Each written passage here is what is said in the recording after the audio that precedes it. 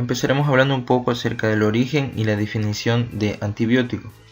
Se denomina antibiótico a una sustancia química producida por un microorganismo, en la cual su efecto o el mecanismo que tiene esta sustancia va a ser eliminar o inhibir el crecimiento de microorganismos infecciosos. Su característica principal es que tiene una toxicidad selectiva, es decir, selecciona a quién va a atacar, ya que el tóxico que éste produce está dirigido específicamente a los invasores y no a los animales o a los humanos.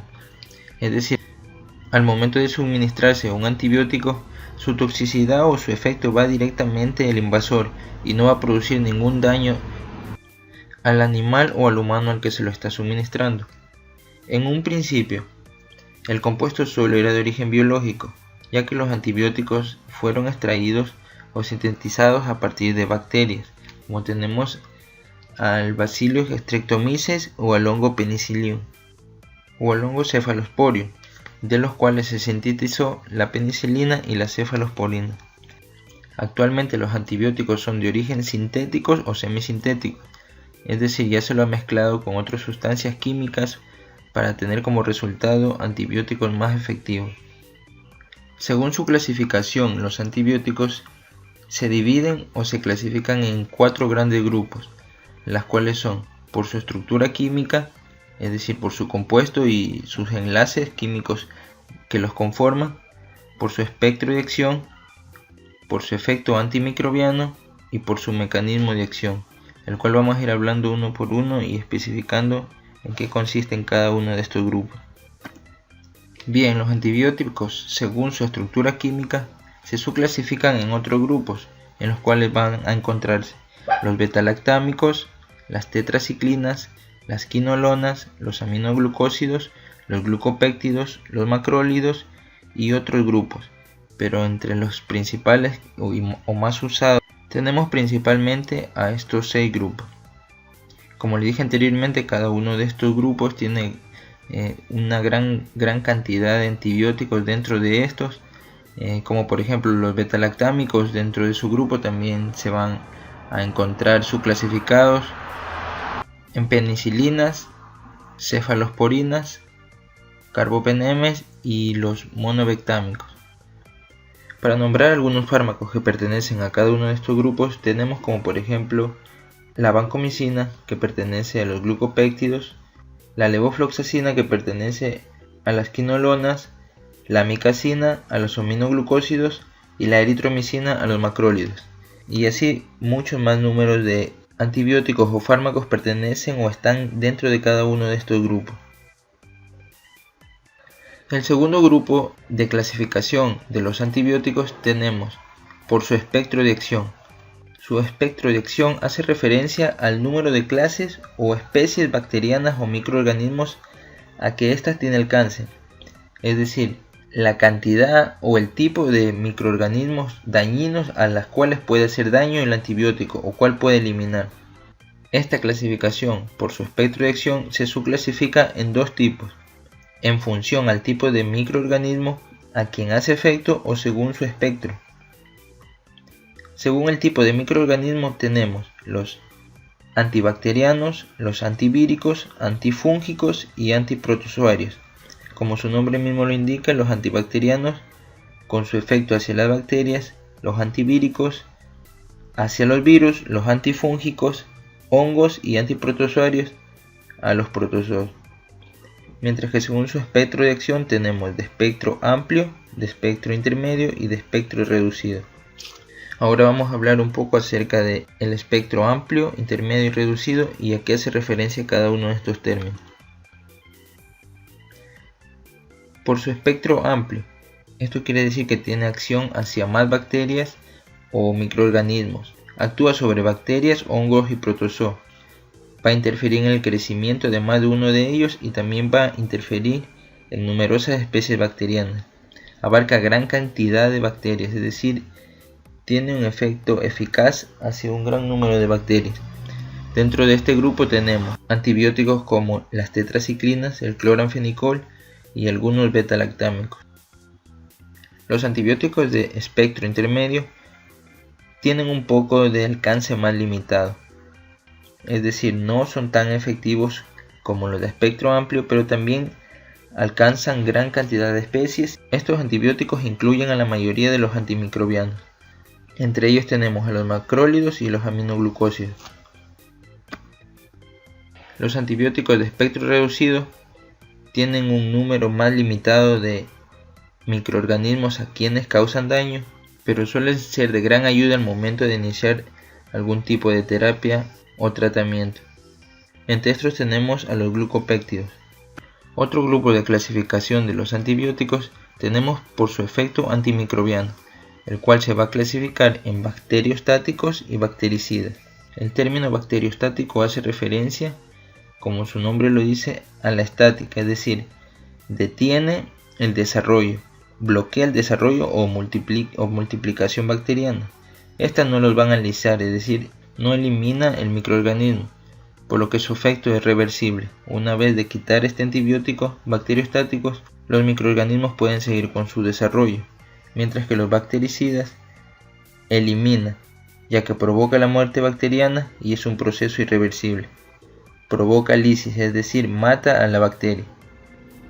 En cada uno de estos grupos tenemos algunos ciertos tipos de fármacos. En los bacteriostáticos los conforman las tetraciclinas, las sulfamidas, trimetoprina, el cloranfenicol, los macrólidos, los micosamidas, mientras que en los bactericidas tenemos los grupos de los beta-lactámicos, aminoglucósidos, rifampicina, las vancomicinas y las quinolonas.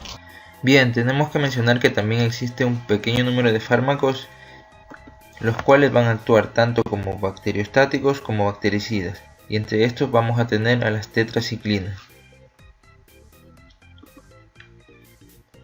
El último grupo de la clasificación de los antibióticos tenemos por su mecanismo de acción, el cual se va a clasificar en 4 mecanismos de acción: inhibiendo la síntesis de la pared celular de la bacteria, alterando la función de la membrana celular bacteriana, mediante la inhibición de la síntesis proteica de las bacterias y por la inhibición de su síntesis o de la función de los ácidos nucleicos.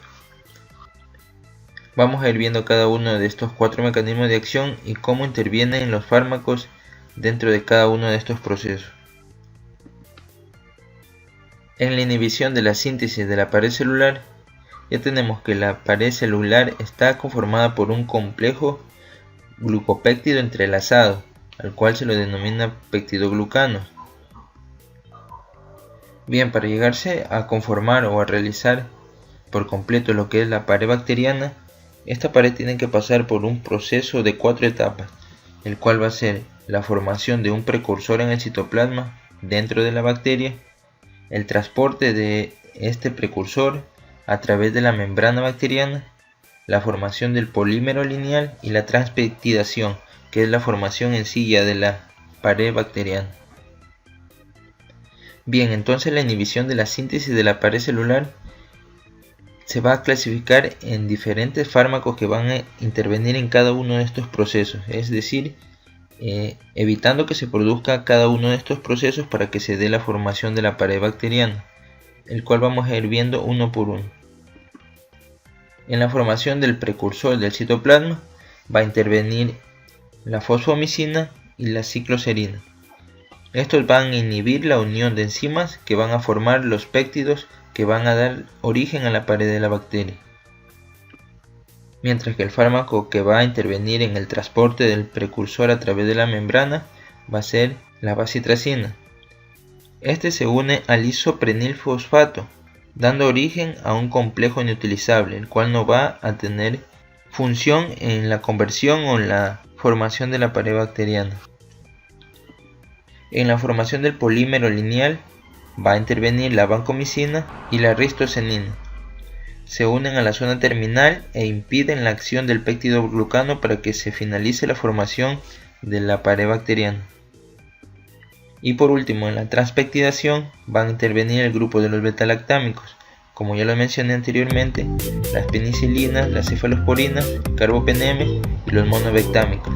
Estos se unen a centros activos e impiden la formación y el entrecruzamiento del peptidoglucano, lo cual va a impedir que se forme la pared bacteriana dejando así el ingreso y salida de líquidos entre otras sustancias dentro de la bacteria, provocándose la lisis y la muerte bacteriana.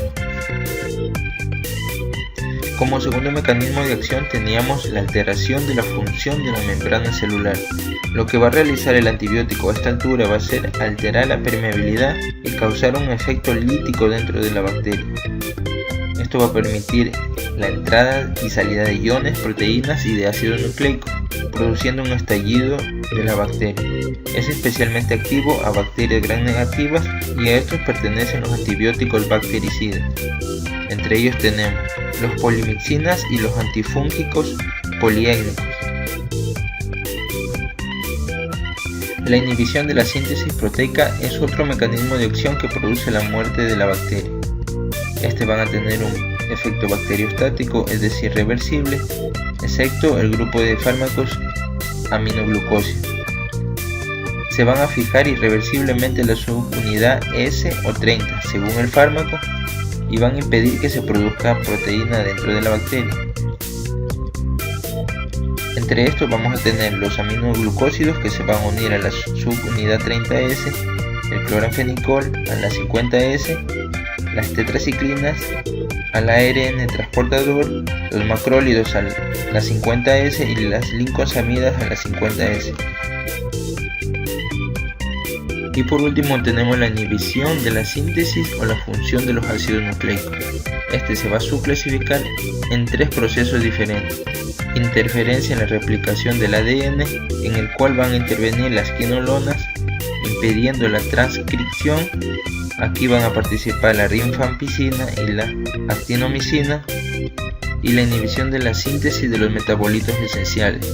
A este grupo van a pertenecer las sulfamidas, el ácido paraminosalicílico y las diaminopiridinas. Bien amigos, y de esta forma llegamos a la parte final de este vídeo, esperando que les haya gustado y lo principal que lo hayan entendido, para que cuando les toque ver grupo a grupo de cada fármaco que se mencionó en este video puedan entenderlo y a qué clasificación o a qué grupo de fármacos pertenece. Dejando como recomendación también tener el cuidado adecuado al momento de usar antibióticos, ya que a la fecha el uso inadecuado de los fármacos, en específico de los antibióticos, está produciendo gran cantidad de casos de resistencia de parte de las bacterias y los microorganismos, causando problemas al momento de realizar terapias o iniciar un tratamiento. Eso ha sido todo por hoy y hasta la próxima.